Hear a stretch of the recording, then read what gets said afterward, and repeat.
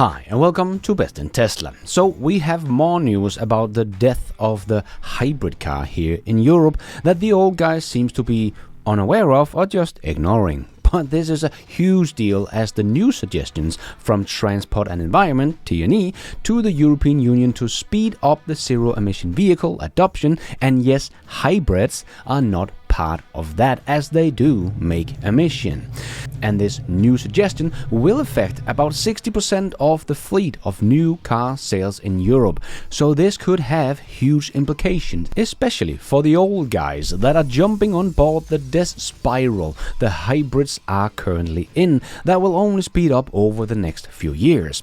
The legacy automakers are betting on the wrong horse. So let's check out all these new suggestions and let's dive right in.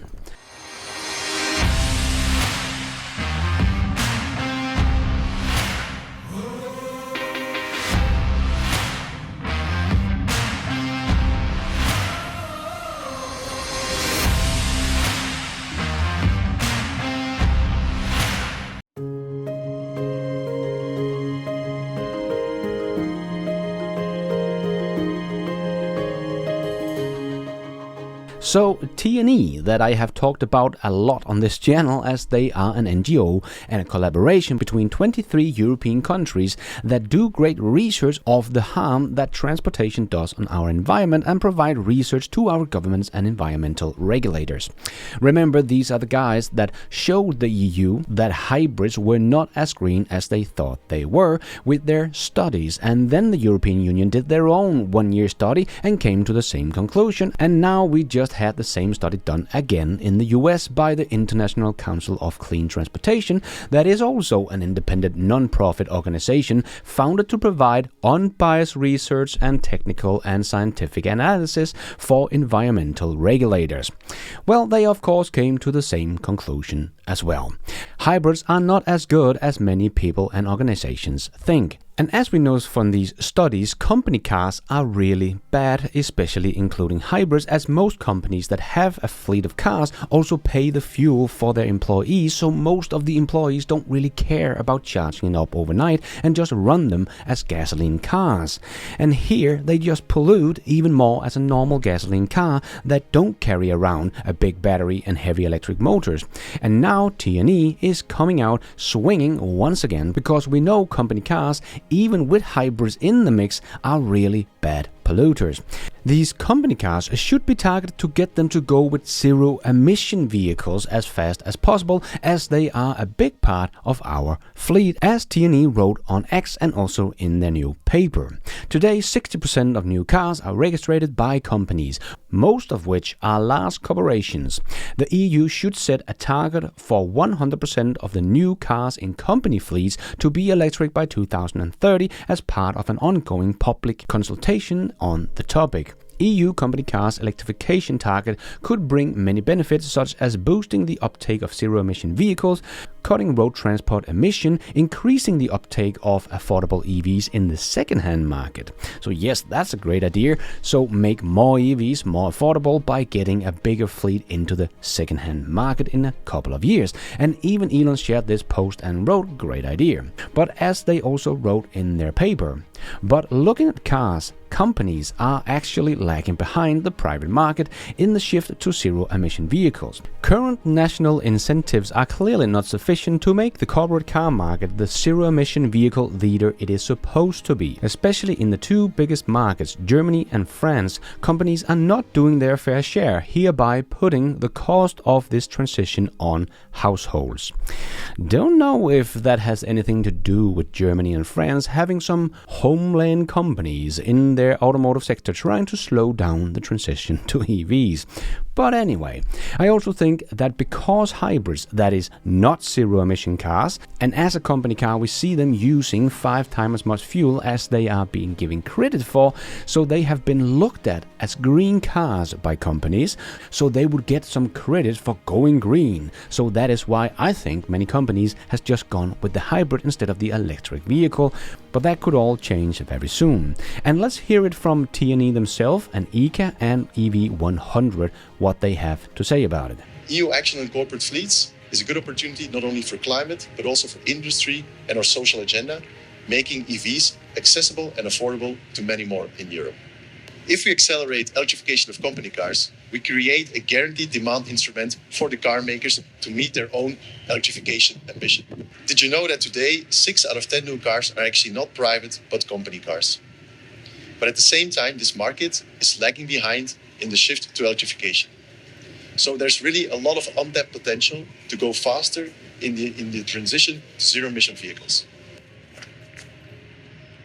For Inca Group, the largest IKEA franchisee, we are committed to 100% zero-emission deliveries by 2025 because we know that it is a large part of our CO2 emissions. We're committed to net zero emissions by 2050, and that if we, as a huge international company, don't take leadership in this space and show other companies that it can be done, then others will not make the same moves that we have already.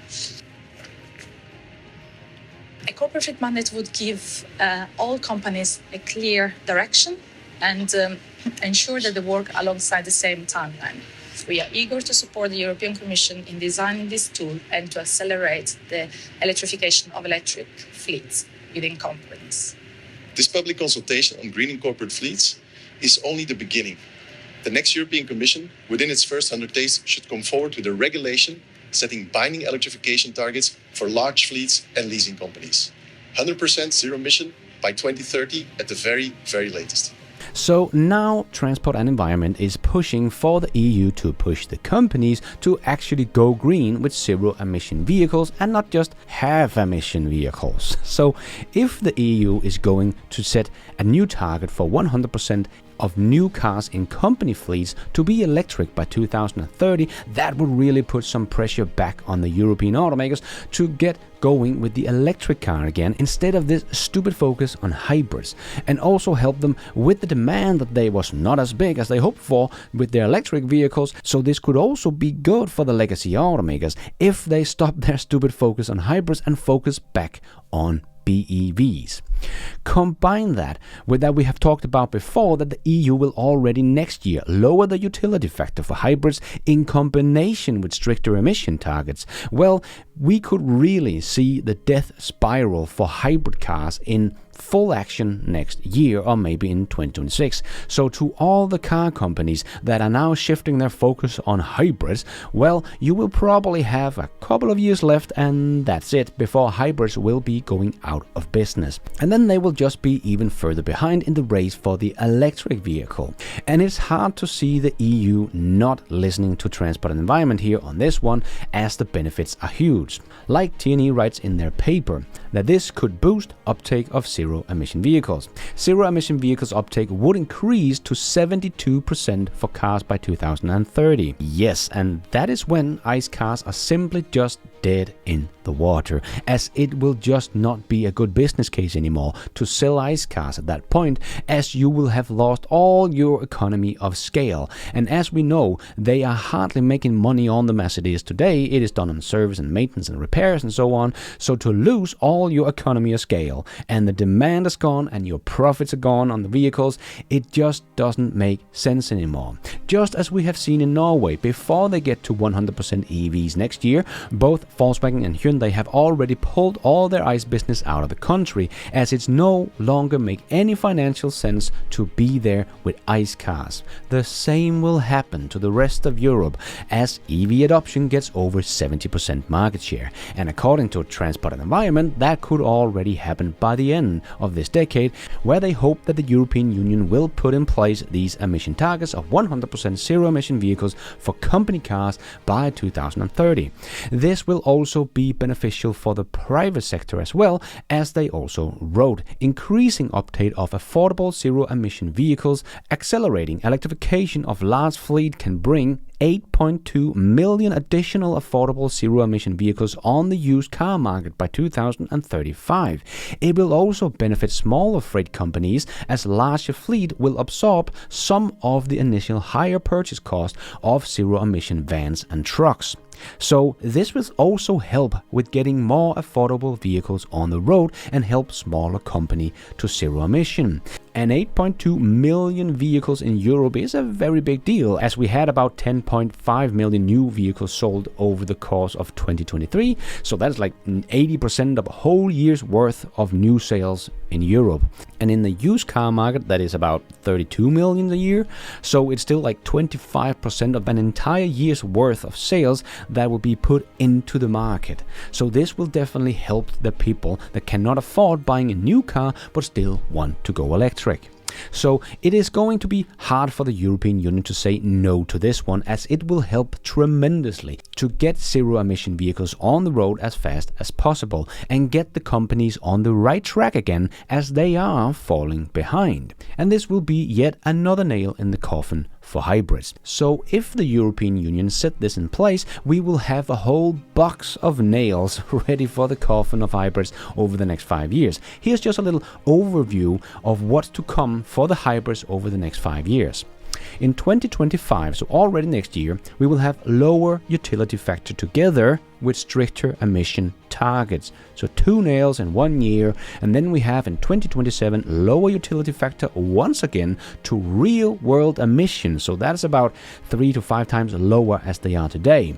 And in 2030 even stricter emission targets will come along, but hybrids will basically have lost all their power in 2027, so they will probably not help much anymore with getting to those stricter emission targets. And at the same time, in 2030 we could have in place that all company fleet cars have to be zero emission vehicles, meaning legacy automakers can no longer sell their hybrids to any company anymore in 2030. And all of these is big nails in the coffin of the hybrid car, and this will hurt the legacy automakers, as most of them are now pushing for hybrids. So all of this will not hurt like Tesla in any way. They only make zero emission vehicles, but will be a big concern for the legacy automakers. The only way this will touch Tesla is that all legacy automakers may need to buy some more EV credits from Tesla in the not so distant future, as they are betting on the wrong horse and will be behind in the EV race if they don't change course. But I think the biggest loser in Europe could be Toyota, as I made a whole video about, as their sales has been very steady over the last 5 years in Europe, but that is all done by selling hybrids. 68% of Toyota sales in Europe in 2023 was hybrids.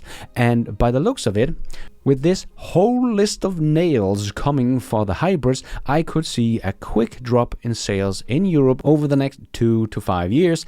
And as they will not have their new EV platform ready in high volume before the end of this decade, I can only see them losing the European market, and probably also China as well, as they are even further along with the EV adoption. But this will, no doubt, hurt most legacy automakers in Europe, as they still focus on hybrids. Some even have shifted their focus away from EVs, the car of the future, to focus more on hybrids. But as I have said a couple of times, in my opinion, this is like pissing your pants to keep yourself warm. It will not last very long, and afterward you will cool down even faster, and you will just stand there with piss in your pants.